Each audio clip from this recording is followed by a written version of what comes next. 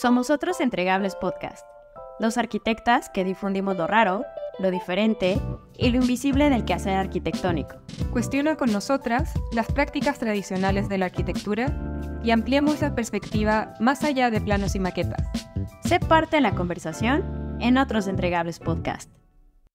Hola, bienvenidas, bienvenidos y bienvenides a un capítulo más de Otros Entregables Podcast. Estamos en nuestra segunda temporada con esta aventura que emprendimos Camila y yo.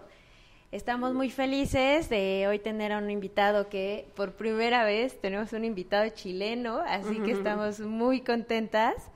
Y pues nada, el día de hoy nuestro capítulo va a tratar sobre una conversación, entonces pues vamos a hablar como de ahí unos temas que nos interesan a los tres y pues nada, gracias por estar aquí hoy. Me sumo a la bienvenida de Cari, también que también estoy muy contenta por tener un compatriota con toda la crítica que obviamente tengo y que entiendo que él también tiene sobre Estado-Nación y patriotismo y nacionalidad, pero bueno, nacionalismo. Pero tenemos aquí a Francisco Díaz, que también somos de la misma escuela. Él es magíster, también máster, y estás haciendo el doctorado en este momento. Y nada, me gustaría que si tú te pudieses presentar libremente como tú quisieras. Bueno, soy Francisco Díaz, le agradezco a Camila y Karina por la invitación, arquitecto y de eso, no sé, una palabra que siempre está en discusión, pero me imagino que vamos a conversar de eso. ¿Sí? Pero sí, soy docente, he sido editor, he sido curador y nada, todo lo que pueda salir entretenido en relación a proyectos en relación a la arquitectura o desde la arquitectura es lo que me interesa en general. No, muchas gracias por aceptar la invitación, porque justo se dan las coincidencias que estás aquí en Ciudad de México y había que aprovechar la oportunidad. Así que muchas gracias. Pues bueno, para iniciar la conversación, Francisco, pues vaya, como que la inquietud de tener este espacio donde pudiéramos hablar como un espacio abierto, de confianza, seguro, pues es como repensar la práctica y la producción arquitectónica. Entonces, pues nada, siempre empezamos los capítulos preguntando a nuestros invitados o invitades si se consideran o no arquitectos, porque regularmente su práctica no se siente como tan tradicional. Entonces, en esta idea de repensar y cuestionar cuál es el rol del arquitecto actualmente, pues iniciamos con esa pregunta. Sí, yo por supuesto que me considero arquitecto, o sea, no hay duda. El punto es que la arquitectura tiene un problema de base, y es que es a la vez una profesión, un ejercicio desde la cual la sociedad espera ciertas cosas de nosotros, ciertas certezas y ciertas garantías, por ejemplo, que un edificio no se caiga, cosas básicas. Nosotros tenemos que proveer esa certeza en términos y eso es la parte profesional, pero la arquitectura también es un campo de conocimiento, y como ese campo de conocimiento funciona a la inversa que el campo profesional, funciona desde la incertidumbre, desde la incerteza. Nosotros tenemos que tener dudas sobre lo que sabemos. Entonces, mientras más dudas tenemos, más buscamos nuevas formas de pensar y de repensar la arquitectura, de pensar cómo se hace, qué significa, cuáles son las posibilidades que tenemos. Y en un escenario, sobre todo como el chileno, en que hay tanto buen arquitecto o arquitecta o arquitecte haciendo diseño de arquitectura y proveyendo esa certeza, en algún momento decidí, bueno, en realidad, ¿para qué ser uno más de eso si también está todo este otro ámbito que es mucho más interesante, de empezar a buscar qué otras alternativas hay para poder, desde la arquitectura, dialogar con el resto de las áreas de conocimiento, dialogar con el mundo y ver qué oportunidades hay? Es más como salirse de las fronteras, asumiendo que el campo de la arquitectura es más o menos relativamente seguro. No hay muchas dudas con respecto a eso. La arquitectura tiene un centro súper claro, y por eso mismo uno tiene la posibilidad de salir a mirar el entorno y ver qué otras cosas se pueden hacer desde la arquitectura. Y eso es una cosa que me parece interesante recalcar, porque a veces se define al arquitecto, a la arquitecta o al arquitecto como quien llega a la arquitectura. Es cuando te dicen, ¿cómo termina esto en proyecto? ¿Cómo esta que estás haciendo termina o llega a la... No, a mí me interesa desde la arquitectura. Hacia dónde llegue es da lo mismo, pero siempre y cuando parta desde la arquitectura. ¿Y eso tú dirías que es algo, o lo identificas como algo propio de la arquitectura, el manejar igual este campo de la incertidumbre o no tener tanta certeza?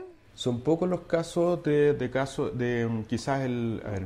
son pocos los casos de profesiones que coinciden con áreas de conocimiento. Si uno piensa, por ejemplo, el diseño puede ser otro.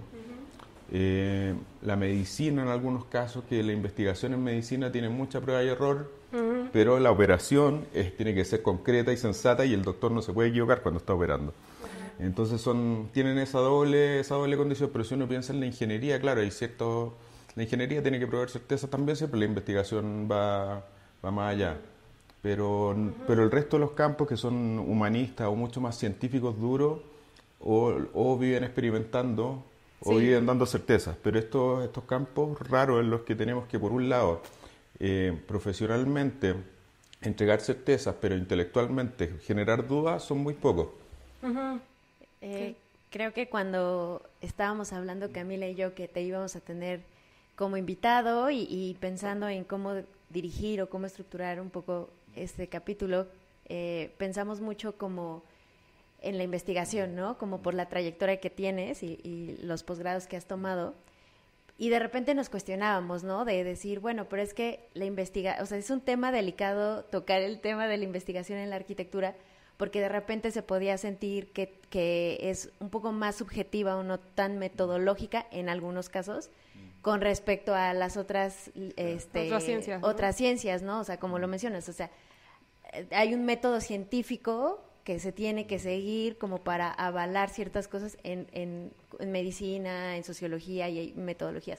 Pero de repente la arquitectura, y que también habrá quien tenga una metodología para un nuevo material, que tiene que tener ciertas comprobaciones o así, pero como de repente se tocan temas que tienen que ver más con la subjetividad, que de repente es lo artístico o más lo humanista, y así como que queda un poco ambiguo y sentíamos que, o sea, ¿cómo podemos hablar de la investigación en la arquitectura sin que se sienta tan cuadrado? O a veces sí, ¿no? O sea, como ¿tú cómo te aproximas a ella? Es que yo creo que a diferencia del arte, y ahí es donde por ejemplo, yo no mencioné el arte en esto, porque el arte no necesariamente tiene una responsabilidad con la sociedad.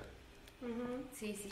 El arte, es lo que es subjetividad pura. Sí. La arquitectura sí tiene responsabilidad con la sociedad, y por mucho que pueda haber un arquitecto o arquitecta que se autodenomine como artista, sus productos siempre son sociales.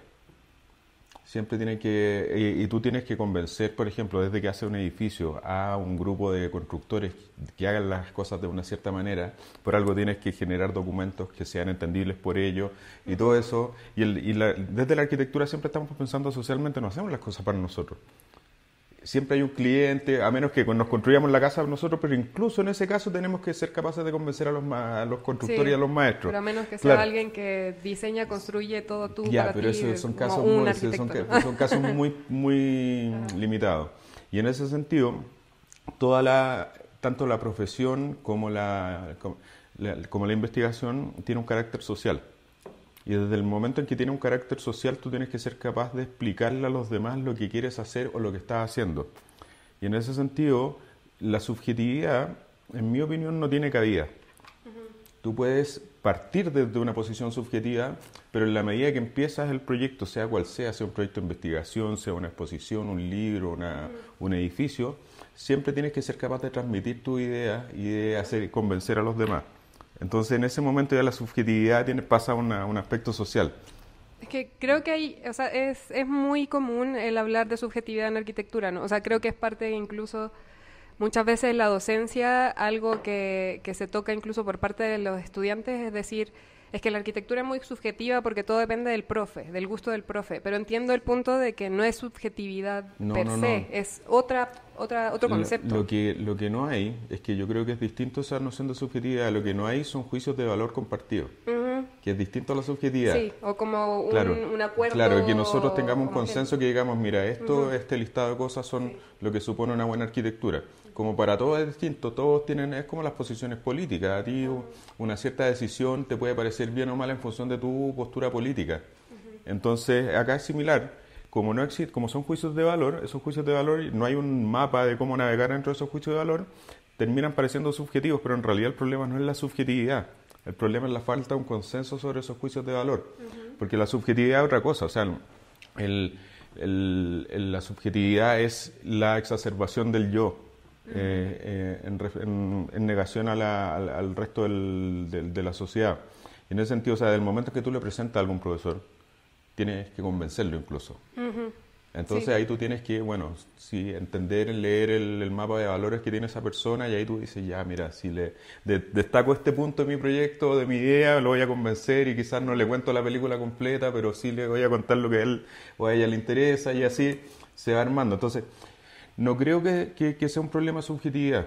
O sea, la arquitectura en realidad no es subjetiva. Eso es lo que quiero argumentar. Sí, es solo que los consensos varían muchísimo. Claro, hay mapas de valores distintos, hay incluso escuelas donde se piensa de una manera, hay otras que se piensa de otra, que las cosas que se aceptan son distintas, entonces no es un problema de subjetividad, son problemas como son como posturas políticas, llamamos, o posturas respecto a la arquitectura. Es que creo que hay algo ahí en esto de la investigación que entiendo como que la pregunta iba más a... O bueno, tal vez es mi interpretación, ¿no? Pero a mi parecer hay muchas cosas que se hacen en la escuela que son un tipo de investigación que tal vez no es tan técnica. Sí, ya, es que eso es otra cosa. Ya, eso iba a llegar antes.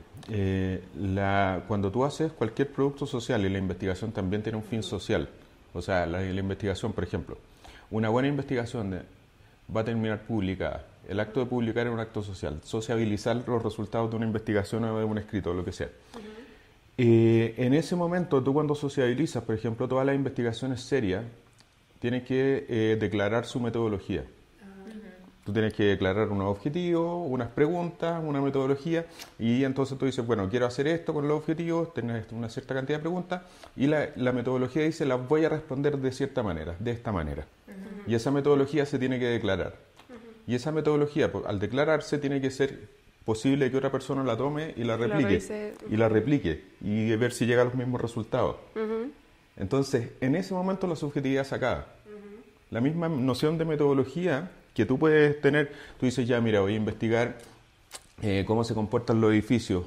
Ya, perfecto. Puede ser desde el punto de vista material, o puede ser desde el punto de vista social, puede ser, ya, como sea. Ese es como tal el objetivo. Pero después dice, ya, si lo analizo desde el punto de vista social, ¿cómo lo...? Mira, voy a ir a ver los registros de denuncias en la policía de ruidos molestos, por ejemplo, en este edificio. Esa va a ser mi metodología. O voy a ir a ver, no sé, cuánta convivencia hay, cuántas organizaciones o cuántos amigos se hicieron. Y esas son distintas metodologías para responder la misma pregunta. Sí. Pero tú las tienes que declarar. Sí, si no las declaras no si estás no, haciendo entonces, serio. De nuevo, no hay una investigación subjetiva. Porque tú siempre declaras la forma en la que accede a la respuesta de las preguntas que te hace. A mí lo que me pasa es de que pensaría que tal vez el control, o sea, como que cuando se hace investigación de arquitectura, creo que no hay tanto control en el resultado, porque está como de repente sesgado a un tiempo, a un contexto, que ese contexto todo el tiempo está cambiando, el tiempo totalmente, o sea, creo que en eso veo tal vez la diferencia a una investigación un poco más, como dice Cami, técnica, a un poco lo que se hace en arquitectura, porque creo que el control, el manejo que tenemos respecto al resultado, tal vez no es tan grande como el que se tiene, no sé, en un área como medicina o así. O sea, el resultado estás viendo como medirlo o algo así. Un poco así. Pero es que yo creo que y en replicarlo, porque tal vez, o sea, como el caso es específico, que no se puede replicar la misma metodología en otros casos, porque está como muy acotada a un tiempo, un espacio, un contexto.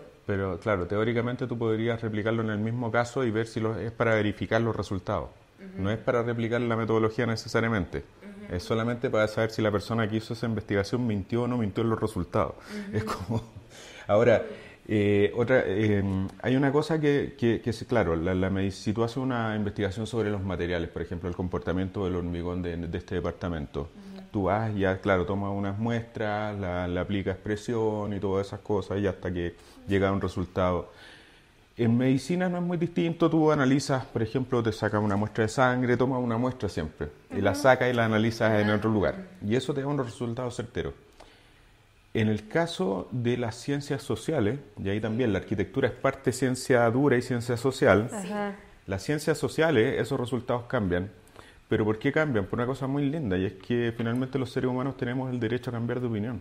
Entonces, las propiedades físicas se mantienen en ciertas condiciones y se pueden predecir, pero las opiniones de la gente, las formas de comportarse son impredecibles. Pero, por ejemplo, igual ahora, yendo tal vez un poco a tu trayectoria en investigaciones que has realizado o intereses, muchos tienen que ver con ciencias sociales también, como con economía, con política. No sé si has tenido esta experiencia que incluso otras personas invitadas anteriormente nos decían cómo nos ven desde estas disciplinas de las ciencias sociales a los arquitectos como muy poco serios para hacer investigación.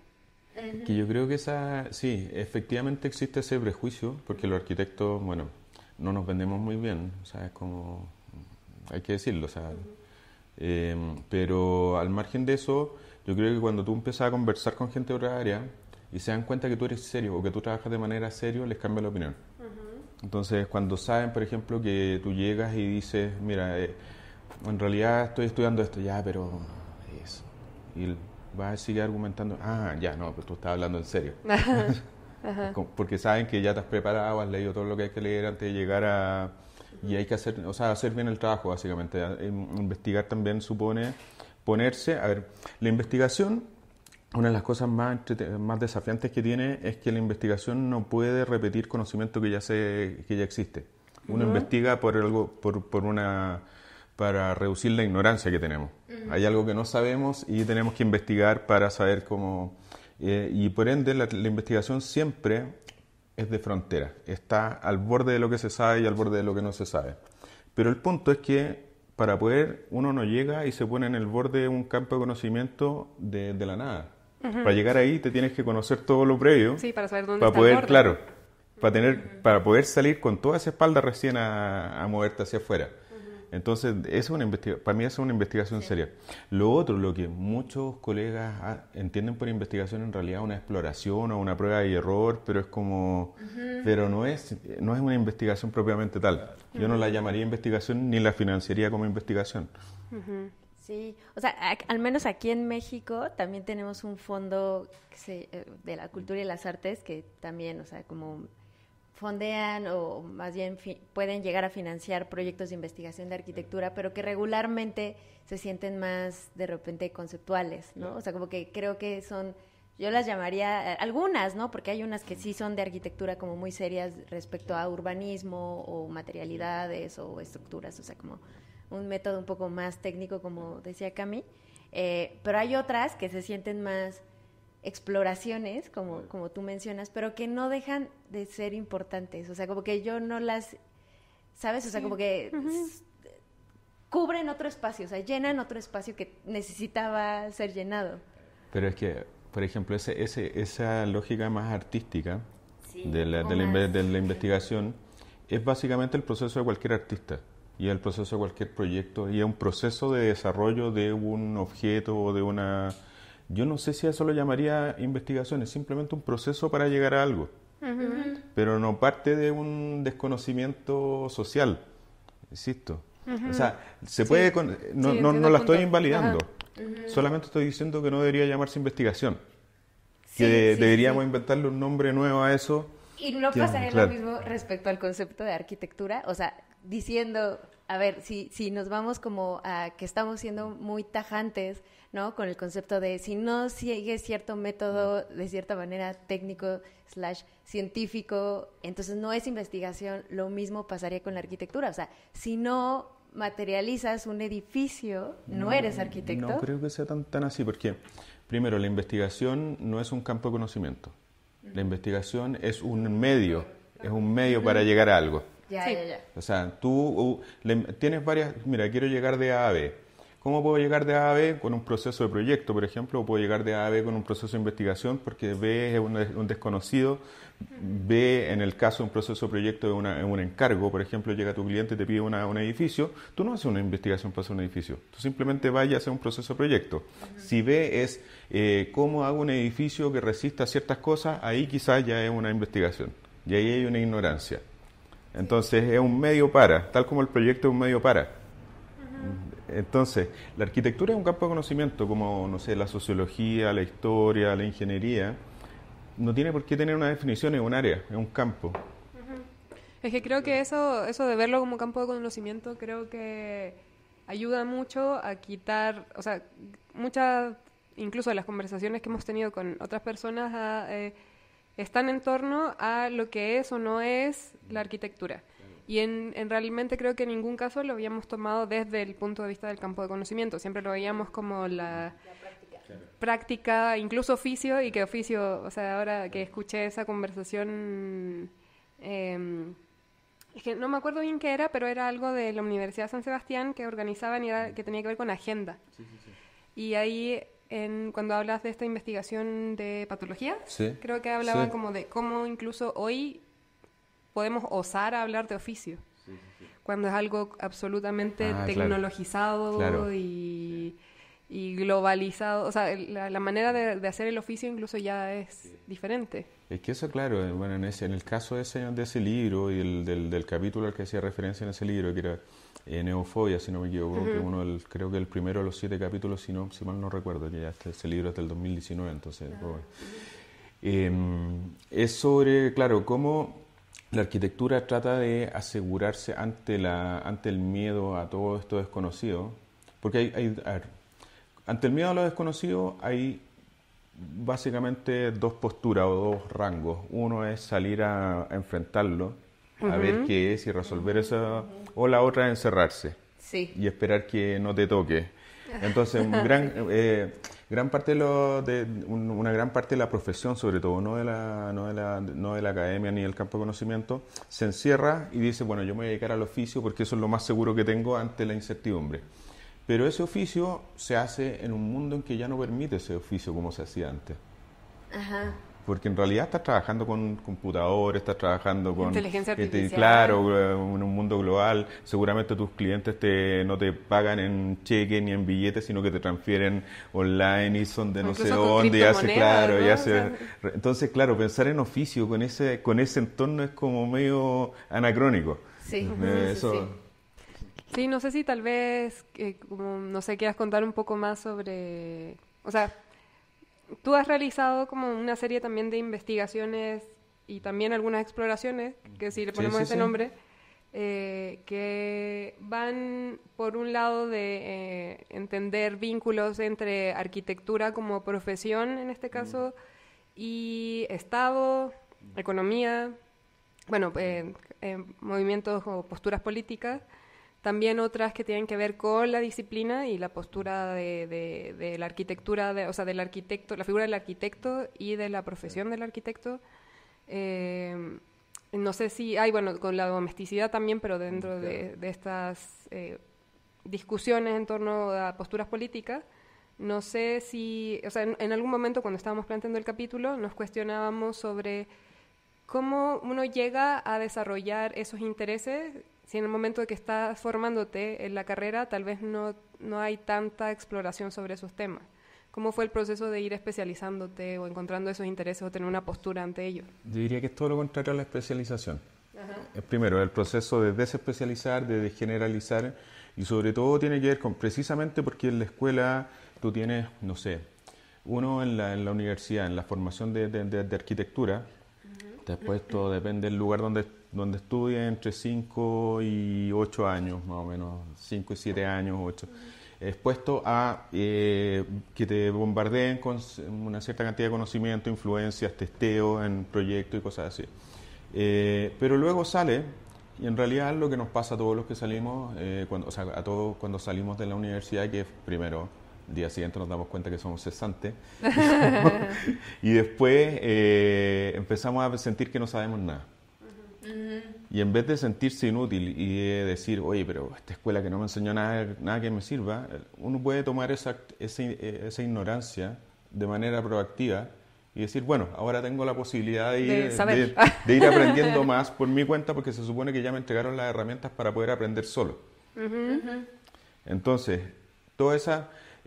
justamente entonces es una forma de desespecializarse, empezar a meterse en campos en los que uno no conoce tanto, pero decir, bueno, ¿cuál es el grado de preparación que necesito para poder meterme en esos campos? Ya tengo que leerme ciertos libros, y ahí uno va armando el bagaje o el background que te permite, como en la mochila del explorador, que sale, claro, que sale a... eso por un lado. Entonces, de ahí, una vez que uno dice, ya mira, esto me interesa como ir a ver qué es lo que no sé y meterme en esto. De ahí uno tiene que hacer eso como viable como proyecto de vida, que eso yo creo que es la parte más complicada. Sí, que o sea, poder vivir de eso, claro, ¿no? Y ahí es donde, ponte tú, la docencia es parte fundamental, porque la docencia te permite estar siempre, te obliga a pensar siempre, te obliga a pensar y te obliga a pensar socialmente, y te obliga a estar siempre parchando tu ignorancia, porque siempre estás expuesto a que un estudiante te pregunte algo que no sabe. Sí. Entonces, y eso te fuerza a estar súper... Incluso aprendes. Claro, también. De lo que traen a la Exactamente. Mesa. Entonces, de ahí, claro, la forma en la que eso, una vez que ya logras como establecer un nivel o una forma de vivir haciendo eso, de ahí ya vienen las preguntas más interesantes. Y ahí es como cuando uno formula de verdad un proyecto de investigación, que es como el ejemplo que tú das de ese libro. Patología es parte por decir, la pregunta es cómo podemos entender cómo funciona la arquitectura contemporánea. La hipótesis es, bueno, se va a entender a partir no de los edificios, sino de los personajes que producen la arquitectura, que producen los edificios. Y después la metodología, ¿cómo es? Vamos a estudiarlo a través de patología psicológica o psicopatología. Y esa es la metodología. Y al final, claro, termina en un libro, o sea, que eso fue un curso, después se transforma en un escrito y se transforma en un libro. Pero ese es una pregunta, que es cómo podemos descifrar qué es lo que, como una forma de leer en la arquitectura contemporánea. Pero es la misma lógica. Sí. Oye, Francisco, y justo, o sea, como hablando de estas derivas de la investigación, o sea, ¿cuáles han sido las tuyas? O sea, porque entiendo que tal vez la docencia puede ser una, o este libro que mencionas puede ser una, pero ¿qué otros como subproductos o prácticas? O entregables. O entregables, claro. Son los que le has encontrado. Mira, hay algunos que yo he encontrado y hay otros que me han encontrado, que es distinto. O sea, por ejemplo, yo no sé, nunca pensé yo fui editor de ediciones de Arecu por 8 años, pero no es algo que me haya puesto como proyecto. Nunca pensé terminar de editor y claro, y ahí tenés, no sé, en esos 8 años hicimos como 120 libros más o menos y no sé, como 25 números de la revista. Y claro, ahí tú vas puliendo esas herramientas y eso, claro, es un proyecto que no es necesariamente una investigación personal, sino que tienes que generar un espacio para que otras personas publiquen, y ahí tú lo que haces es poner las condiciones, para que tanto las condiciones de base que permiten que eso ocurra, que las otras personas publiquen, pero también las condiciones para que las otras personas puedan ocupar ese espacio. Que es decir, bueno, lo mínimo, los estándares mínimos de calidad son esto y tal, y eso como que supone un cierto nivel, y eso va definiendo quién entra y quién no, de una manera más o menos natural. Y en ese sentido yo siempre me acuerdo que discutía con mis colegas, bueno, acá nosotros estamos armando un espacio que permite a otras personas ocuparlo de ciertas maneras, entonces eso es arquitectura, por ejemplo. Pero un editor que no claro. hace arquitectura, o sea que no hace, que no diseña, pero sí crea el espacio donde otros pueden manifestarse, por ejemplo. Ese es un espacio también, es un espacio que no está diseñado físicamente, pero sí está diseñado conceptualmente. Sí. No sé, ese es un ejemplo, o en casos de investigaciones, o sea, de exposiciones también, que son mucho más literal, porque ahí el producto tiene que tener una concretitud y tiene que tener un proceso de investigación también súper duro. O sea, yo creo que es más difícil hacer una buena exposición. No, hacer exposición es fácil. Hacer una buena exposición es mucho más difícil que hacer un libro, yo creo. El libro en general es un subproducto de una buena exposición. También puede ser. Porque la exposición, una buena exposición requiere un grado de investigación no solamente en términos conceptuales o históricos, de situar ciertas cosas en relación a su contexto que te permitan explicarlas, sino también hay que localizar los objetos. Y hay que transformar esa idea, claro, ¿no? hay que transformar esa idea en un Materializarlo. objeto, localizarlo y ser capaz de ponerlo en relación con otro objeto. Es un ejercicio que no tiene nada de simple. No. Sí, no, O es sea, difícil, o sea, o sea, como, no. díganme, Sí. mami, o sea, estoy en esas. Sí. Es difícil, o sea, porque al final, ¿cómo materializa? O sea, ¿cómo se entiende además? ¿Cómo se comunica eso? O sea, que sí quede... O sea, porque puedes ir a una exposición y no tiene que ser tan clara, ¿no? O sea, como no tienen que los demás salir con el mensaje que el curador o el investigador quería expresar. Creo que eso es lo rico, sino que cuestionas cosas. Bueno, desde mi punto de vista, ¿no? Ahora que empieces que no. Pero nada, o sea, creo que, por ejemplo, justo hacer la bajada de una investigación que puede ser académica, que llevan años haciendo, y traducirla y materializarla en algo. Es súper difícil y es súper complicado hacerlo bien. Por eso te digo, una buena exposición es mucho más difícil que un buen libro. ¿Y tú has hecho algunas exposiciones, Francisco? Sí. Yo un par, bueno, quizás la más grande fue esta que tú tenés el libro por ahí, el Casa Chilena, que fue una exposición grandota en el Centro Cultural La Moneda, que es como el principal espacio en Santiago. Y la exposición que la hicimos junto con Pablo Bruñoli y Amari Beliowski. No sé, 300 piezas, en un espacio como de 600 metros cuadrados. O sea, era gigante y era al final, todo era cómo generar una narrativa que permita entender la diversidad. Doméstica. O sea, claro, cómo exponer la diversidad de una manera ordenada que permita seguir un hilo narrativo sin que sea un bazar. Ajá. Porque era muy fácil también decir, bueno, la casa chilena es esto. Nosotros no queríamos hacer definiciones, sino que expandirlo, mostrar toda la diversidad. Pero el peligro era como que esto se convirtiera en un bazar en el que cupiera todo. Y el cuidado era justo cómo generar esa narrativa. Y ahí decidimos hacerlo por ciertos capítulos que permitían exponer algunas casas que nosotros consideramos paradigmáticas para cada capítulo, y obviamente eso te obliga a dejar un montón de cosas fuera, y todo lo que la arquitectura chilena entendía como buenas casas, te diría el 97-98% de todo eso quedó fuera de la exposición.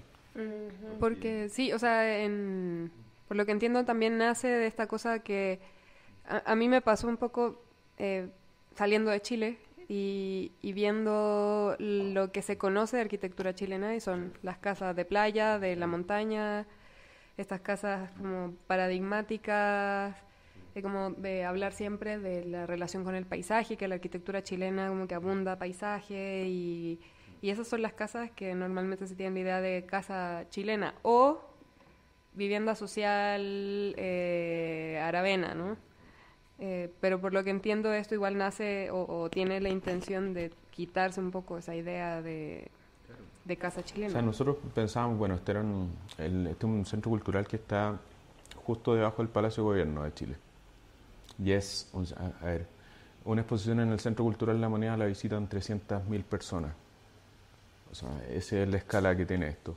Sí, estaba 31 minutos hace poco. Claro, sí, no, son gigantescas. Entonces, y es muy visitada. Y bueno, nosotros dijimos, ¿cómo hacemos? Primero, el encargo que nos hace el Centro Cultural no era hagan una exposición de casas chilenas, sino hagan una exposición de arquitectura chilena o de arquitectura. En realidad era de arquitectura.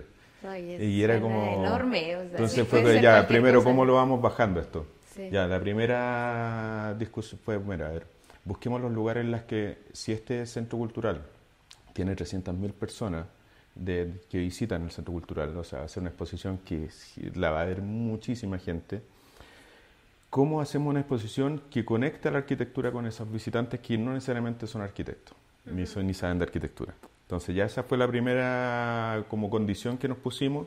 Bueno, ahí dijimos, ya hay dos momentos en los que la arquitectura se topa con todas las personas. Uno es el espacio público y otro es la vivienda, la casa. Todos pasamos por el espacio público, todos vivimos en alguna forma de casa. Por ende, al final nos decantamos por la casa porque nos parecía interesante justamente disputarle a lo que se conoce como arquitectura chilena contemporánea el concepto de casa. Y por eso le pusimos ese nombre, Casa Chilena, que era como ya una suerte de provocación con respecto a eso. Pero a la vez permitía que una condición que nos pusimos era que cada persona que entrara a la exposición se sintiera interpretada o identificada con al menos alguna de las cosas que estaban expuestas. Si seguíamos por la vía de la arquitectura chilena que se publica como buena arquitectura, el gran público iba a quedar fuera. No iba a tener cómo identificarse porque son casas de una élite muy... Sí, claro. Entonces ahí, por ejemplo, decidimos que íbamos a hacer solamente casas que estuvieran habitadas, por ende no habían segundas viviendas, ni casas de veraneo, y que, bueno, dentro de lo posible iban a ser casas urbanas, excepto casos excepcionales que hay en capítulos que no lo... Pero claro, ya había también toda una historia que contar de Chile, que no la arquitectura en Chile no parte el año 1990, sino que parte incluso en el periodo precolombino. Entonces es una historia mucho más larga donde lo que se conoce también queda reducido a un mínimo. Sí. Sí, porque en general, o sea, creo que eso sí, como para contextualizar, creo que voy a estar mucho haciendo como de repente acotaciones para contextualizar, porque realmente nuestra audiencia es mucho más mexicana que chilena. Sí, mil disculpas. No, está interesante. Yo no les interrumpo. Se me fue el punto. Que eso sí creo que se diferencia un poco aquí en México, que para nosotros en Chile especialmente, personas que hemos vivido como post-dictadura, o que nos formamos tal vez un poco más a nivel profesional post-dictadura, está muy fuerte la noción de que Chile comienza en dictadura en los 80. O sea, como que eso es lo que se estudia un poco más, y si, no sé, tu escuela o tus profesores son un poco más de izquierda, tal vez te muestran como Frei y bueno, Allende. En los años 60, claro. Pero no tenemos tal vez ese arraigo a la prehispanidad, como ni nosotros, tampoco sí, a lo claro. colonial.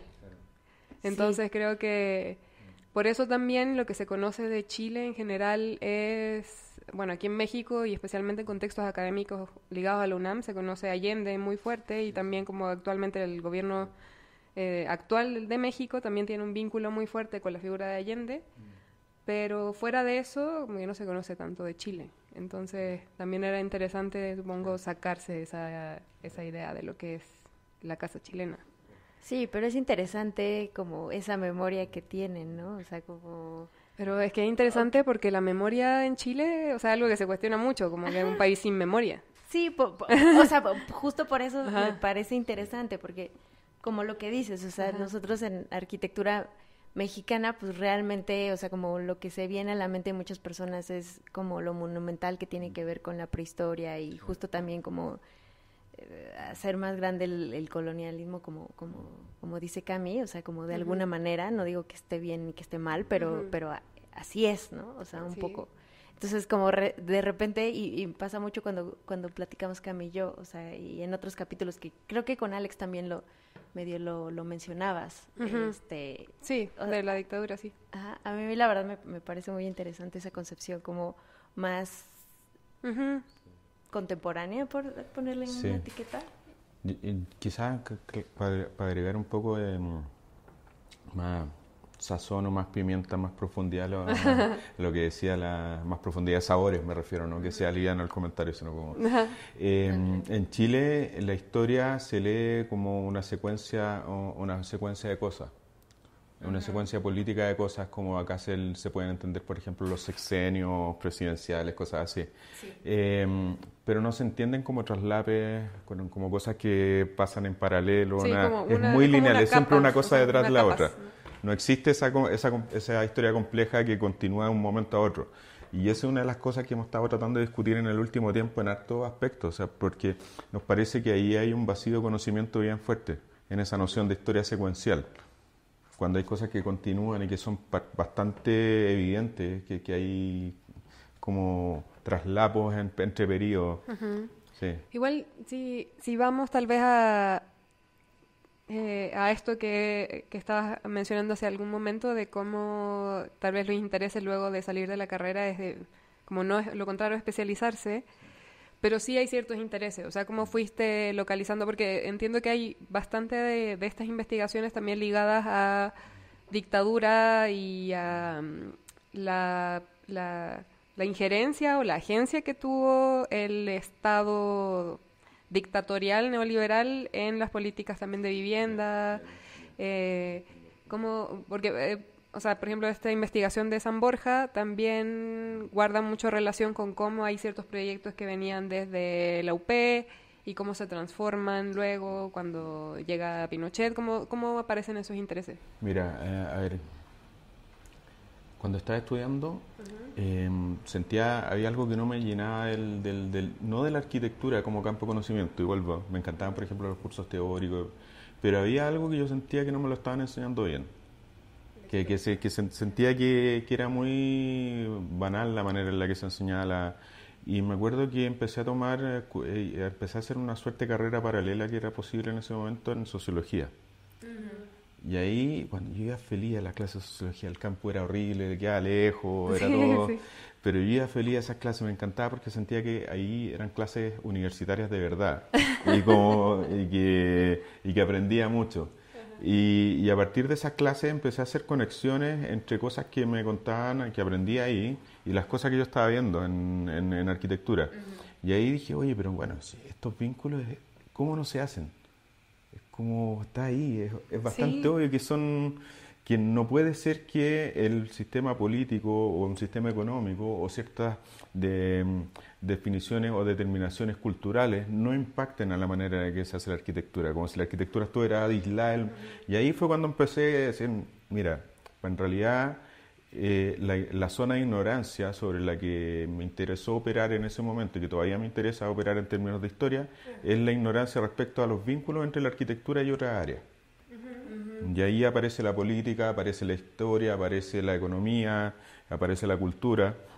Entonces a partir de eso, claro, empiezo a ver, por ejemplo, ciertos traslapes en la manera en la que se produce la arquitectura en el tiempo de Pinochet y después con la vuelta a la democracia, que parecía que había sido como que los chilenos habían estado durmiendo, de repente les sonó el despertador, se ducharon con una ducha fría, se tomaron un café y empezaron a participar del mundo. Es como...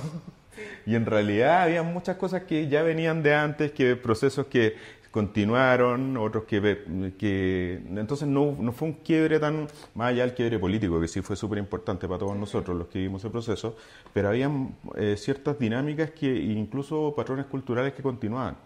Entonces era muy difícil separar y aislar y como contar la historia por fase. Y ahí empecé con claro, y ahí en algún momento me preocupé de los años, no sé, 70, después de los 80, 90, y yo como por décadas trabajando, como ver cómo operan esos intercambios. Y ahora que igual, por lo que me comentabas el otro día, que estás haciendo el doctorado, investigando como casos, no solo el de Chile, ¿no? O sea, en Londres y aquí en México, en esa visión, o sea, sé que es muy... O sea, no vamos a hablar de la profundidad de lo que puede ser la investigación de doctorado de estos temas, pero ¿qué similitudes, diferencias vas viendo en otros estados, naciones de épocas similares o no sé? Lo que pasa es que, a ver, en cierta medida, todos los estados o todos los países, más que para no hablar de estados en realidad, todos los países tienen un sistema legal propio, tienen leyes normativas que son propias, no hay una normativa ni leyes globales. Todos los países tienen constituciones distintas y tienen patrones culturales distintos que son los que dan la historia del haber convivido muchos años y no sé, para bien o para mal, quiénes ejercen el poder, quiénes no y todo eso. Entonces eso se asienta culturalmente. Y en paralelo hay posibilidades técnicas que aparecen que son más transversales en el mundo, por ejemplo, o ideas de mundo.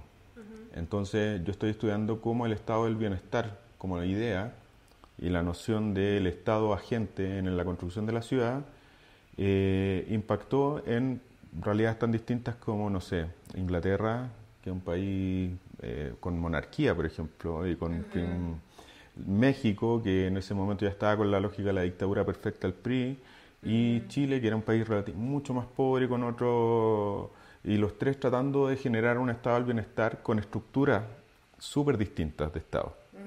Entonces eso te permite ver cómo las cosas se logran en distintas situaciones. Cómo un mismo objetivo se puede llegar a lograr es como un concurso de arquitectura, que te hacen el mismo encargo a todos, pero todos llegan con proyectos distintos. Pero tal vez porque el significado de ese objetivo, o sea, de la palabra bienestar es diferente para cada uno, ¿no? Por una parte, y las estructuras que permiten que ese bienestar se lleve a cabo también varían. O sea, es distinto la noción de bienestar en México con los recursos que tiene México que la noción de bienestar en Inglaterra, que es otro, claro.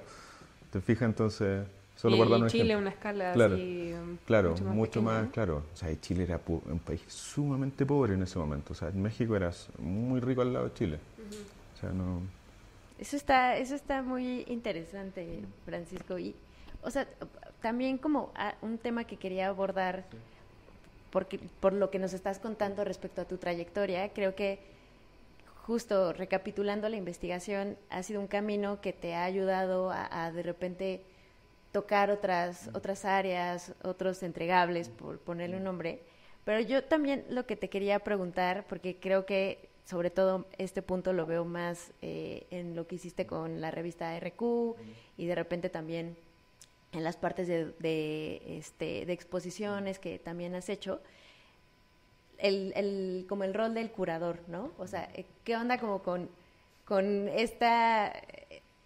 este traslape que existe entre los arquitectos que estudiaron arquitectura, que se profesionalizaron así, pero también tienen estas tangentes que tocan la curaduría? Creo que es como interesante ese rol. Yo a veces te lo voy a responder como una suerte de chiste que hago a veces, como que yo estudié el máster en crítica, curatoría y prácticas conceptuales en Colombia, que es un máster de curatoría, y nunca me enseñaron a ser curador. Pero a O ver, sea, ¿cómo es que es el punto, porque no quiero saber. no te enseñan eso, y yo creo que es algo que es muy difícil que te lo enseñen. Lo que te pueden enseñar, y que fue lo que yo creo que aprendimos los que hemos pasado por ahí, es a establecer una pregunta, establecer una forma de narrar una historia y establecer una forma de argumentar el valor de esa pregunta. Y eso es el training básicamente que después termina en que si tú lo llevas a un proyecto editorial puede funcionar, pero si lo llevas a un proyecto curatorial de exposiciones también. Porque en el fondo tú dices, mira, ¿cuál es el problema o cuál es la ignorancia que cierta publicación o que cierta exposición está tratando de resolver? O que está tratando de abordar, por no ponerle en términos resolutivos. Después dice, ya, tal forma de ignorancia o la ignorancia sobre X aspecto, o esto no es tan conocido, quizás vale la pena rescatar esto que no se conoce, que permite hacernos entender las cosas de una manera distinta. Y luego, la posibilidad de argumentar por qué eso es importante, porque supone ese argumento es el que te permite conseguir fondos, conseguir apoyos, conseguir espaldas para hacer todo esto, y luego ser capaz de materializarlo. Y bien. Porque una cosa es tener buenas ideas y otra cosa es llevarla a cabo. Y una materialización puede ser una publicación, una exposición, cualquiera de esas, pero tiene que quedar bien hecha. O sea, eso es lo fundamental. Si la calidad del producto final, del entregable, como le llaman ustedes, no es buena, se te desmorona todo lo que viene hacia atrás. Pero ahí, Sí. ¿por qué a eso no lo llamas que enseñan a ser curador? No, porque no te enseñan, por ejemplo, a ver, siempre existe esta figura del curador como el curador de arte, como alguien que acompaña a un artista, o alguien que en el fondo cura una colección. Curar viene de cuidar, y en el fondo es como la enfermera que está al lado de una colección cuidándola y sacándola al lado de un artista, como ayudándole No es eso lo que, por lo menos los que salimos de ese máster, no es eso lo que hacemos. Nosotros nunca hemos trabajado directamente con un artista o nunca directamente con una colección sino mucho más como armando el proyecto alrededor que decanta en una exposición o decanta en una publicación. Es que se convierte en un proyecto más que como en un acompañamiento, por lo que entiendo. Claro, exactamente. Hoy en día la curatoría más contemporánea es más de armar el proyecto y suerte con la figura del curador o la curadora como una suerte de director de orquesta, de aunar voluntades muy parecida a la que tiene el arquitecto profesional en el edificio, pero en términos de orquestar y organizar y, como de mediador, y encargarse de que todo esto se materialice. Y esa figura a mí me parece mucho más interesante que el acompañamiento. Porque te permite... Tienes más agencia también. Sí, exactamente, o sea, tienes un rango de maniobra mayor, puedes echar a andar tus proyectos, porque si no dependes de lo que al artista se le ocurra. Sí. O sea, creo que también es una propuesta de, o sea, un poco lo que tú haces, ¿no? O sea, hay un interés tal vez de un vacío que hay que llenar, que puede ser temas políticos, sociales, económicos, que impactan de cierta manera en la arquitectura, o sea, que se vuelven en temas de arquitectura espaciales. O en los que la arquitectura tiene una agencia. Sí. Que la arquitectura es parte de esos procesos o tiene agencia en esos procesos. Sí, que puede como perpetuar ciertas ideologías o al contrario, o puede ser, bueno, no creo que haya una arquitectura neutra, pero, o sea... Pero les voy a poner un ejemplo que es muy divertido, que un ejemplo acá de DF. Tuve la primera semana que estuve acá, estuve yendo al Archivo General de la Nación, en la cárcel, ex cárcel Lecumberri. Y le comentaba a algunas personas, y mira, estoy yendo allá, y la gente como que se asustaba, les daban como esos tiritones. Pero lo que más me sorprendió, no es el primer proyecto de remodelación de una cárcel. O sea, hay muchos proyectos de cárceles reconvertidos, que una de las cosas que a mí más me impresiona, por ejemplo, de la arquitectura contemporánea, es que probablemente las cárceles que estamos diseñando ahora no van a poder ser reconvertidas en nada más porque son tan malas como edificios que no ni siquiera sirven para otra cosa. O sea, ese es el nivel de... Pero lo que más me sorprendió de este Archivo General de la Nación era que quizás el edificio mismo estaba determinando las formas de administrarlo, porque la administración, más que de un archivo, era una administración carcelaria. Tú tenías que pasar 3 checkpoints para llegar al punto donde ibas, porque se suponía que te podías robar algún archivo o algo así, entonces te cuidaban, tenías registro en cada puerta, tenías que firmar. Nunca, por ejemplo, yo tengo un computador, laptop hace 15 o 20 años, y nunca había mirado el número de serie de un laptop, y acá me pedían mirar el número de serie de mi computador por si se perdía adentro. Pero todo pensado en términos del delito que se puede cometer adentro de ese espacio. Sí. Y entonces tú decías, primera vez que veo esto en un archivo, ¿será porque es una cárcel? Que tienen como estas prácticas. Como el espíritu de alguna manera vive y de hecho la gente que cuidaba el archivo estaba vestida como gendarme con gorro policial y todo. Entonces era todo y uno decía, claro, el edificio nunca ha dejado de ser una cárcel. Lo que pasa es que ahora lo que se encierra son documentos, no personas. Pero tenía... Sí, es ese espíritu que puede lograr o no. Sí, no, yo nunca he ido, pero sí, o sea, y me imagino, obviamente, tú has ido a otros archivos, o sea, en otros archivos no pasan nunca me había pasado nada así, o sea, como te digo, anotar hasta el número de serie de tu computador en el registro. Sí, yo no sé cómo sacar, no sé cómo tener el número de serie, por ejemplo, de mi computador. No. Creo que atrás, abajo viene. Abajo, ahí descubrí que estaba abajo. Ok. Sí, no, o sea, la verdad es que es muy, muy curioso como todos esos casos, ¿no? O sea, como y que justo por eso tal vez es que no dejamos de ser arquitectos, o sea, porque si otra persona no tendría como no se fijaría esta misma en eso, reflexión de eso, ¿no? O sea, por eso creo que la mayoría de las personas a quienes han estado en el podcast y que les cuestionamos eso, y creo que hubo una respuesta interesante que de hecho creo que fue de Tania, que decía como, es que, o sea, no te quitas los ojos, los lentes de ser arquitecto, ¿no? Y que cuando estás en un contexto donde eres tal vez el único que estudió arquitectura, es cuando más te das cuenta que miras con el lente de arquitecto. Claro. Sí, creo que Tania dijo eso cuando hizo la maestría, que es cuando más se sintió arquitecta. Creo que era eso, ¿no? Ajá. Sí. Es que, claro, yo creo que tiene que ver con, uno siempre está parado desde la arquitectura. Si el punto es si nosotros estamos parados mirando hacia afuera o hacia adentro de la arquitectura. pero siempre estamos desde. Sí, sí, eso es como algo interesante.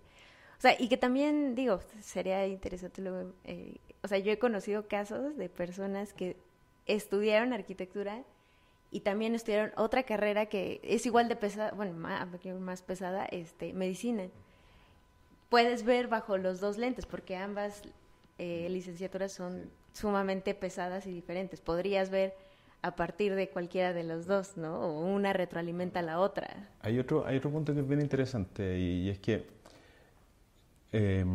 los arquitectos o arquitectas, bueno, digo, los que participamos de este campo de conocimiento que se llama arquitectura, nos hacemos preguntas y nos cuestionamos si verdaderamente pertenecemos a ese campo o no. Vivimos cuestionándonos eso, vivimos con esa angustia o nos acusan de no ser tan arquitectos o no, y en realidad es como una suerte de inseguridad respecto al y tiene que ver, y ahí por eso me acuerdo en ese libro ocupé esta herramienta, esta metodología de las patologías psicológicas, porque en general siempre las y los arquitectos nos ejemplificamos o nos espejamos en la medicina, porque los médicos son necesarios. Y nosotros decimos, bueno, los médicos son necesarios, nosotros no somos tan necesarios, el mundo podría vivir sin arquitectos perfectamente.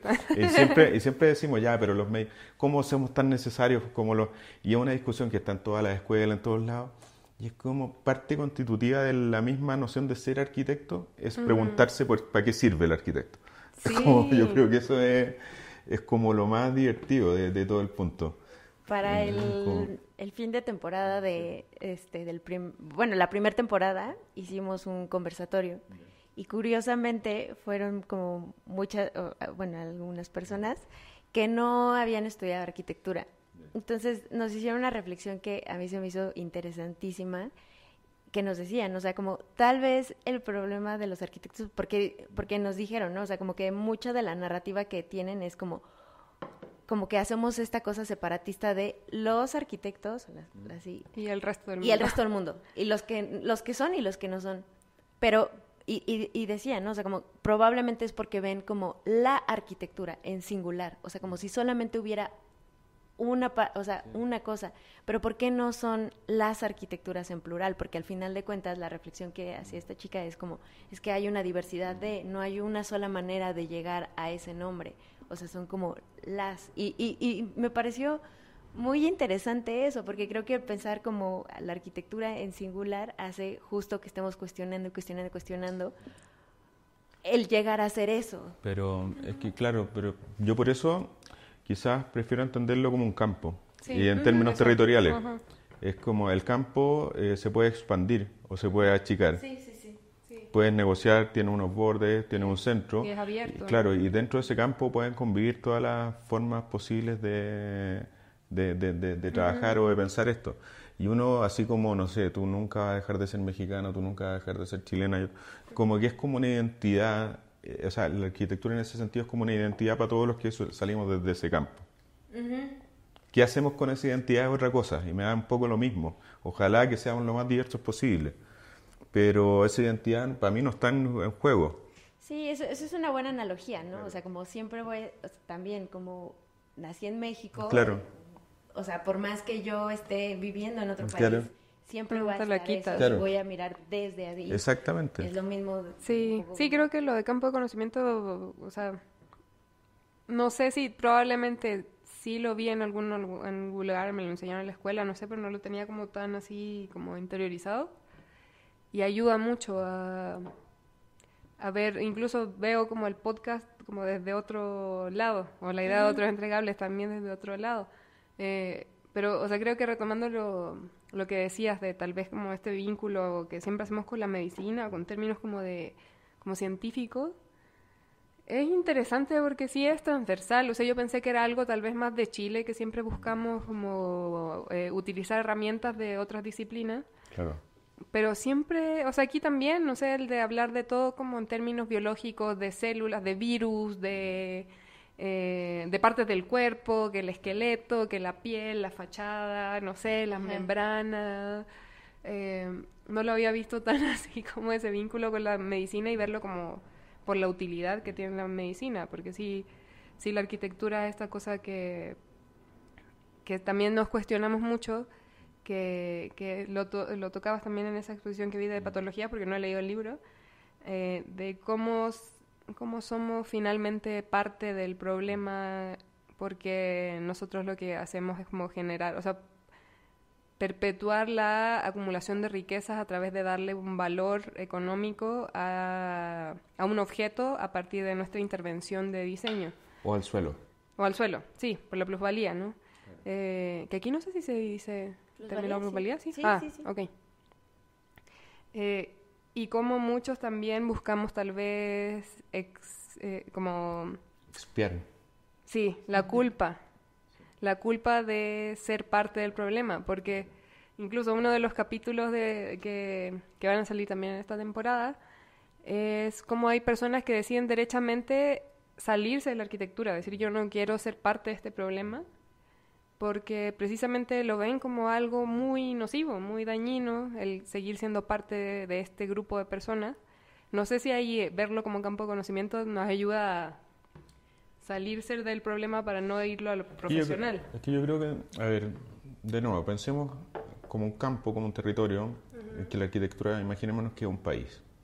O sea, nosotros funcionamos pensando por analogía, entonces les voy a plantear la analogía de... Me encanta la analogía. Entonces, imaginémonos que la arquitectura es un país, y ese país tiene distintos grupos al interior pujando por llevar ese país hacia distintas direcciones. Sí. Y hay distintos especialistas. Claro. Entonces, si uno tiene una inquietud como esa, por ejemplo, que puede ser, mira, me carga que la arquitectura sea parte de todos estos procesos, ¿qué vas a hacer como ciudadano de ese país o ciudadana? Siempre te puedes ir del país. Te puedes ir del país, dejar esto, mira, que no me da lo mismo, pero ese problema lo vas a tener también en otro país. Sí. O sea, en el otro país de la arquitectura, ¿no? No, cualquier otras profesiones. También van a tener ese mismo problema y quizás no se lo van a cuestionar.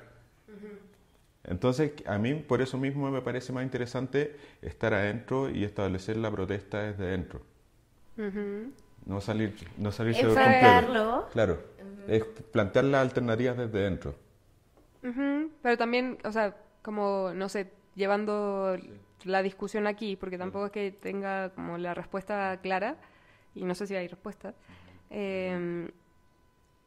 hay una postura en salirse del país. Sí. No, de todas maneras, es lo que se llamó en los 60 la gran negación, the Great Refusal, estaba pronunciándolo mal, que era salirse del mundo, para en el mundo que me quiero bajar, como esa idea que era muy de los años 60 de los hippies y todo eso, pero finalmente toda esa gente que finalmente no se podían bajar del mundo, y ese es todo el tema.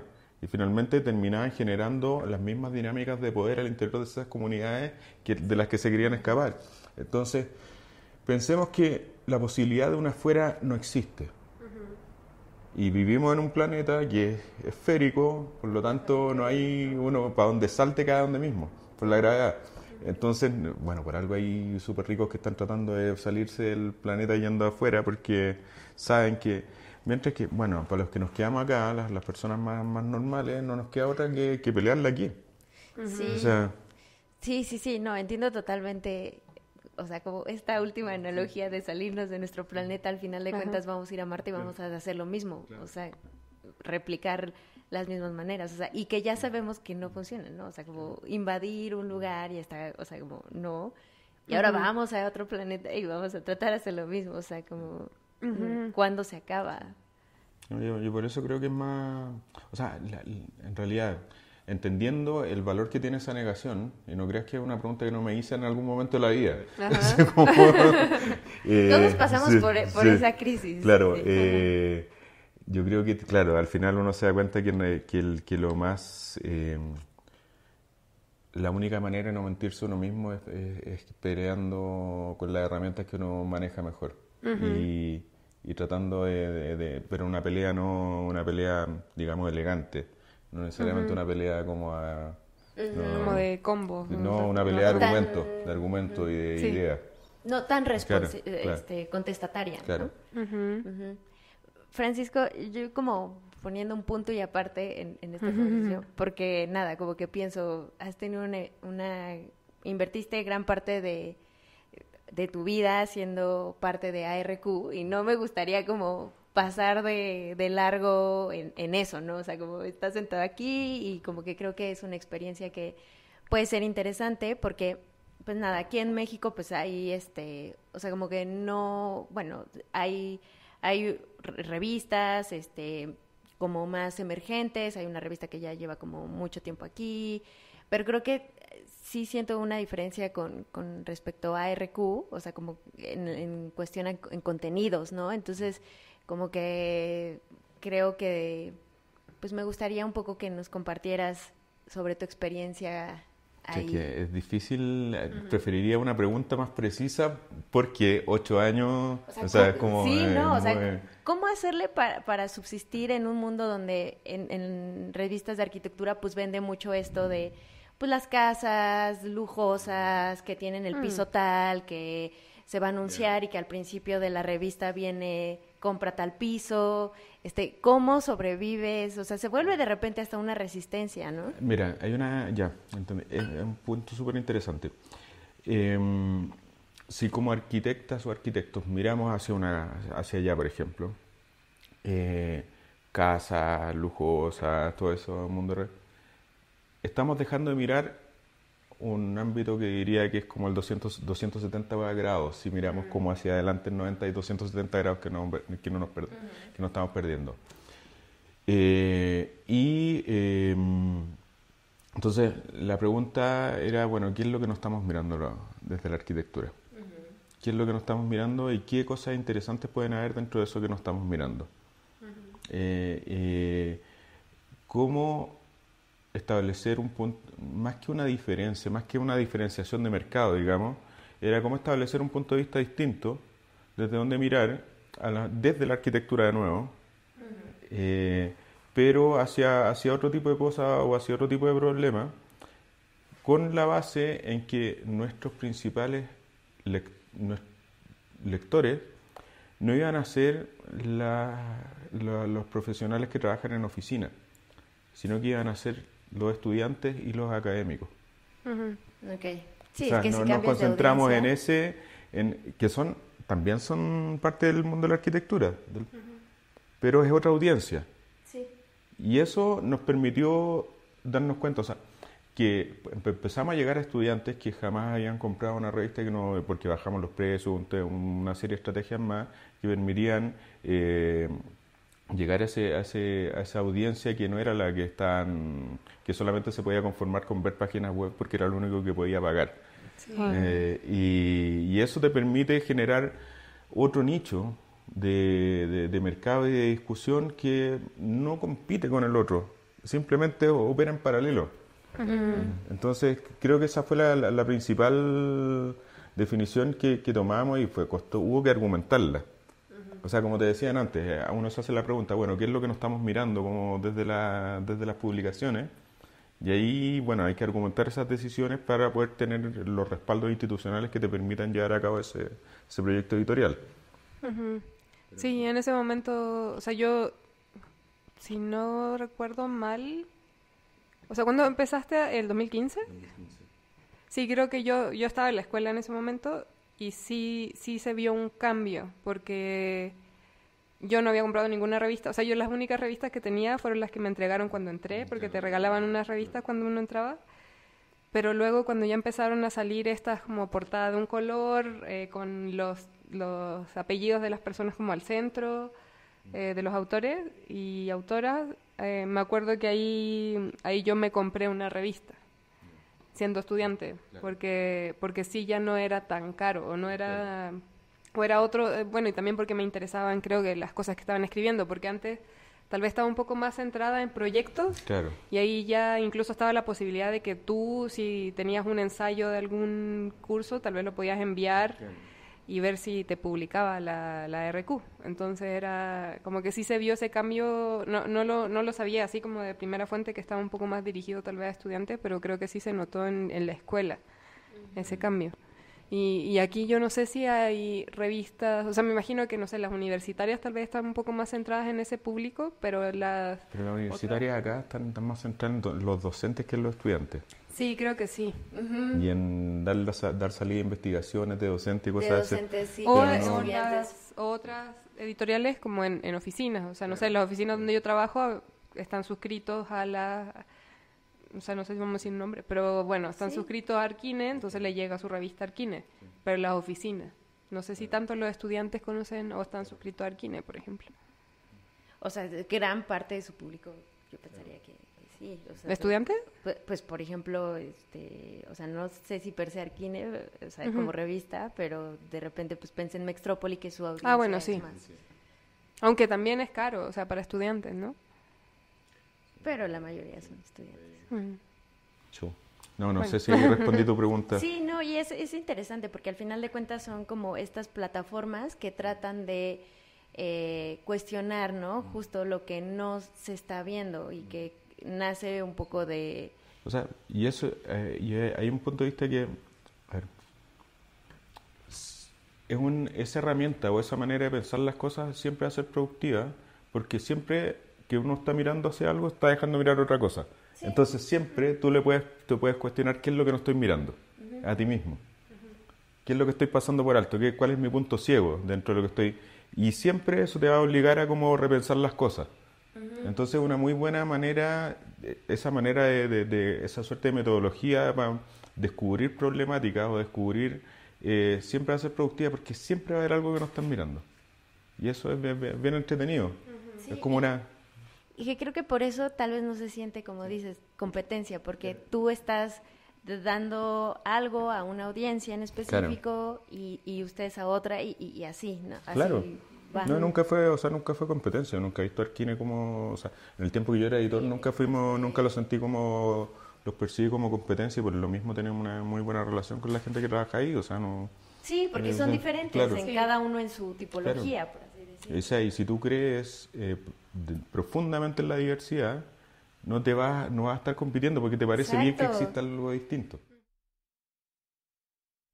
Creo que en este aspecto editorial, por lo que entiendo igual con lo que ligabas o lo que decías con la maestría de las prácticas curatoriales, hay muchas cosas que de eso lo fuiste aplicando a Sí, algo de dirigir eso. la RQ, ¿o no? De todas maneras, sí. O sea, yo creo que lo fundamental es lo que te decía, de cuando uno arma el proyecto o piensa, conceptualiza un proyecto editorial, es bueno, ¿a quién está? Primero, ¿qué es lo que quiere transmitir ese proyecto? Y era bueno, queríamos transmitir qué es lo que no estamos viendo. O sea, eso es la primera. Y después, ¿cómo se hace eso? Bueno, y ahí hay un montón de estrategias, pero lo fundamental es tener un argumento que te permita convencer. Un proyecto editorial, no sé, nadie lo hace solo. Y en arquitectura, en cualquier cosa que uno haga en arquitectura, nunca trabaja solo. Entonces siempre tienes que ser capaz de convencer a otras personas de que una cierta idea vale la pena seguirla o ponerle tiempo, digamos, trabajar sobre ella. Y eso supone la capacidad de argumentar. Entonces, y luego también mantener el nivel de calidad y asegurarse que esta cosa quede bien hecha, porque puede ser ya vamos a hacer una cosa para esto, pero claro, termina con un pasquín y eso dura 3 números y no te permite armar una trayectoria ni te permite tener un cierto respeto en el ámbito, como en el mundo en el que uno se mueve. Ujú. Y yendo tal vez porque en un momento dijiste que no es algo que buscaste, como que te llegó. Claro. ¿Cómo fue ese proceso? O sea, fue bastante simple. En ese momento hubo un cambio de dirección y el director de ese momento, yo venía volviendo a Estados Unidos y me preguntó si querías. Y yo dije, bueno, sí. ¿por qué? O sea, calza dentro de las cosas que había hecho varios libros, entonces ya venía más o menos curtido en ese tipo de cosas. Pero tampoco me imagino buscándolo. Ujú. Sí, o sea, no era, no sé, una meta en Claro, tu vida no, ser para editor nada. de O un... sea, de hecho era como, lo veía un poco complicado. De hecho yo dije, bueno, acá cuando entré dije, oye, pero estamos conscientes de que aquí hay que hacer unos cambios más o menos importantes, que no es como no se puede, y estamos dispuestos, ya, sí, ya, entonces. Porque de entrada no es un espacio que fuera tan fácil de manejar. Ujú. Pero, o sea, ¿como por el espacio mismo o por la idea de una editorial? O por las expectativas que habían sobre lo que era y sobre lo que tenía que hacer, las expectativas sociales sobre lo que tenía que hacer. Y de expectativas como de la escuela, o sea, Claro, en general del ambiente, ¿no? institucionales, Ajá. claro, lo que se suponía que era una revista y lo que yo creía que podía ser esa revista. Y de que era lo que planteé yo en ese momento, que es, mira, esta revista es esto, pero claro, está dejando de ser todo esto otro al ser esto.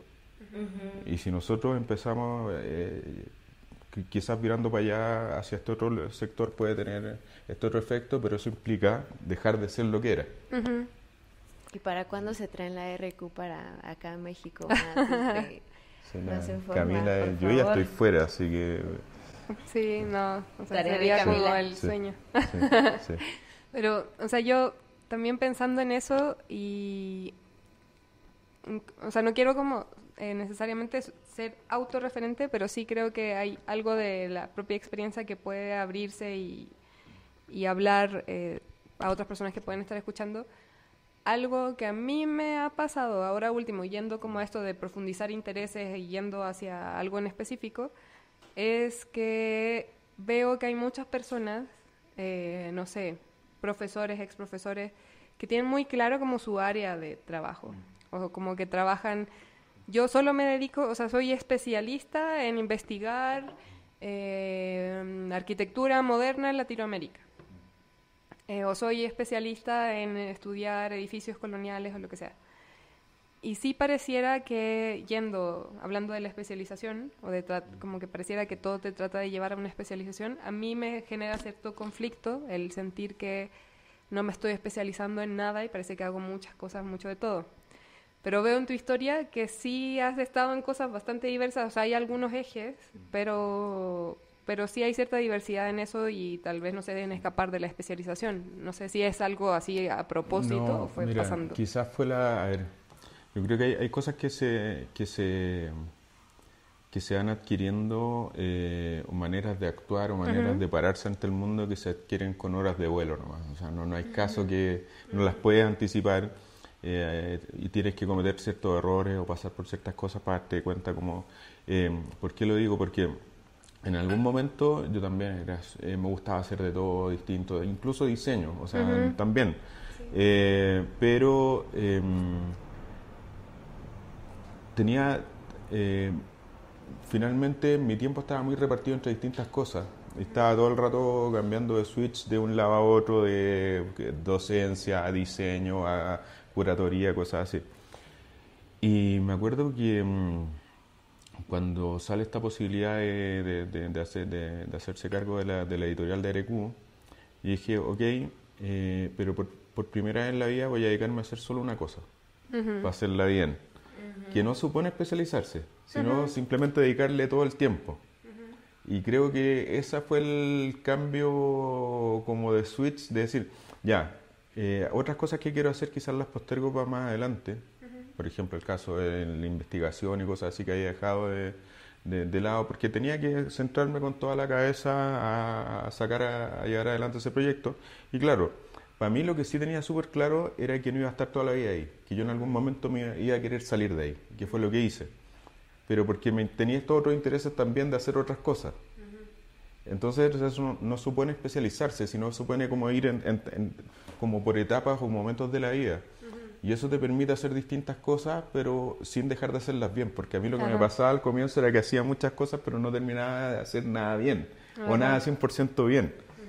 Y tampoco claro. es que eso te hizo como decir, bueno, de ahora en adelante yo soy editor. O me Sí, defino no, como editor. para nada. De hecho, yo estoy súper en contra de la idea de especialización, porque creo que en el mundo en que estamos hoy en día, en que las cosas cambian de una manera súper rápida y el escenario, las técnicas, los materiales, los intereses cambian, la especialización es una trampa contra uno mismo. O sea, basta que cambien ciertas coordenadas de las cosas que haces para que todo lo que sabes quede obsoleto. Sí. Entonces, yo en general y en docencia yo trato más que enseñarles conocimientos a los estudiantes, de enseñarles como herramientas para que puedan aprender solos. Porque eso es lo único que les va a quedar después. Sí, también, o sea, yo al menos o sea, nunca tuve clases contigo, pero sí tenía la idea de que no eras como el profesor que tú vas a tomar la clase porque sabes que esa clase es sobre este tema y siempre todos los semestres hace el mismo tema, sino que igual ibas explorando distintas cosas. Entonces creo que era algo valioso. Y aparte que es una manera de que a uno no se le acabe la curiosidad. Como de, si uno ya, a ver, el especialista cree que lo sabe todo. Sí. Y ya entonces se le acaban las preguntas y la gente que ya sabe todo envejece más rápido. Ajá. O que cree que sabe, hay gente que cree que sabe todo también, ¿no? Y que la curiosidad es otra de las palabras que han surgido en muchos de los episodios cuando cuestionamos. Como sí, o sea, hay cosas de perfiles que se repiten finalmente, como de parte de haber estudiado arquitectura, la curiosidad pareciera que es transversal a todas las personas que han estado en los capítulos. Sí, sí. Y para ir cerrando el capítulo, Francisco, cuéntanos también como ahorita estás haciendo tu doctorado, ¿no? Un poco sí. ¿Entendí eso? Sí. ¿En dónde lo estás haciendo? Estoy en Italia, en el Politécnico de Turín, pero en realidad es más allá del lugar, como que fue una manera de salir de poder una vía de escape, claro. Como cambiarse país, por así decirlo, para poder salir de la editorial y tenía hace tiempo pendiente ese proyecto que era de dedicarle también, más que el doctorado en sí, es dedicarle tu tiempo a investigar. Sí, a un interés. Claro, y era, de nuevo, la única manera de hacerlo bien es dedicándole todo tu tiempo a eso. Entonces yo siento que es una etapa en la que estoy ahora, que estoy dedicado a hacer eso. Puedo hacer otras cosas, por supuesto, pero el centro va por ahí. Tanto como cuando estaba en la editorial también hice otras cosas, pero el centro estaba ahí y el centro de mis preocupaciones estaba ahí.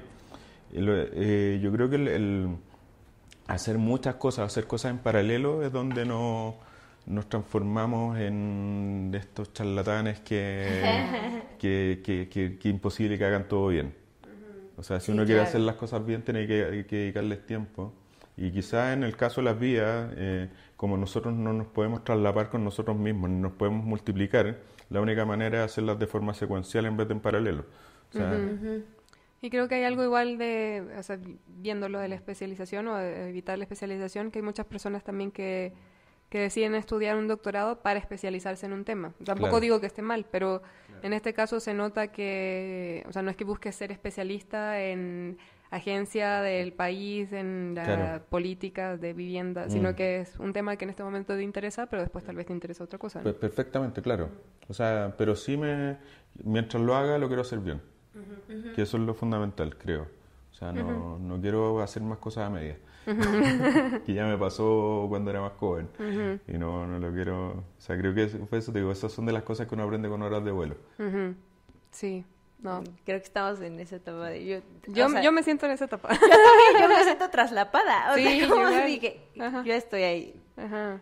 Pero ya llegará otro eso momento. También. O sea, como, claro, o sea, el objetivo sí es como más tiempo invertirle a lo que te gusta, pero a veces, caso personal, ¿no? O sea, como que de repente es difícil como encontrar las maneras. Sí, lo que pasa es que a veces uno tiene muchas inquietudes y quiere hacerlas, obvio, y está súper bien que uno tenga muchas inquietudes, pero si uno lo piensa en términos incluso estratégicos, si uno hace algo bien, el resultado de eso que le dedicaste tanto tiempo te va a abrir otras puertas a futuro. Sí. Si no lo haces bien, no te sirve ni a ti, ni quedas contento, ni te sirve hacia adelante. No, y también es entender que los recursos no son infinitos. Claro. Porque me acuerdo que Pedro Alonso decía, porque cuando yo sí tuve clases con él, y él decía que en algún momento le vino como la ansiedad de ver que se estaba haciendo más viejo y a él le gusta mucho leer, entonces empezó a ver que ya no iba a tener tanto tiempo para leer. Entonces empezó a ver como cuánto tiempo le quedaba de vida más o menos en promedio para leer y se dio cuenta como, bueno, voy a alcanzar a leer como esta cantidad de libros súper puntual, entonces voy a tener que ser mucho más estratégico en elegir los libros que realmente yo vea más útiles porque no tengo el tiempo infinito. Sí. Pero sí me acuerdo mucho de eso. Está bueno. Pues nada, pues muchas gracias, No, Francisco, gracias la a verdad. usted. Creo que no había visto un episodio en donde nos cuestionemos tanto, o sea, como... o sea, Como en vivo, o sea... en vivo. Sí. Sí, no, porque siempre nos pasa que estamos haciendo preguntas y me gusta que nos quedamos con más dudas que con respuestas y conclusiones, ¿no? En los episodios. esa es Creo la que al idea. final de cuentas es la idea. Todo bien Sí. mientras esas dudas no las paralicen. No creo. Al Ojalá. contrario. De nuevo, muchas gracias a ustedes de verdad por la invitación y porque la conversación estuvo muy entretenida. Así que Qué bueno. Qué bueno, Francisco. Si te quieren contactar alguien, ¿cómo te contacta? Por mail, Instagram. Mail, ¿cuál es tu Mi mail correo? es fdiasp@uc.cl, Instagram es @panchodíaz. Ok. Sí. Va por ahí en Sí. los canales principales. Sí. Ok. Buenísimo. Pues gracias, Ya. Cami, también. Gracias a No, usted. y a nosotras nos pueden encontrar, como siempre decimos, en otrosentregables@gmail.com si nos quieren escribir para profundizar un poco más, recomendarnos a alguien. Y el canal más directo es Instagram y es otros.entregables y le vamos a estar subiendo ya más información de esta segunda temporada. Gracias, Cari, gracias, Pancho, gracias, Josema, que está haciendo el registro. Gracias, Gracias. Josema. Y nos vemos en otro capítulo de Otros Entregables Podcast.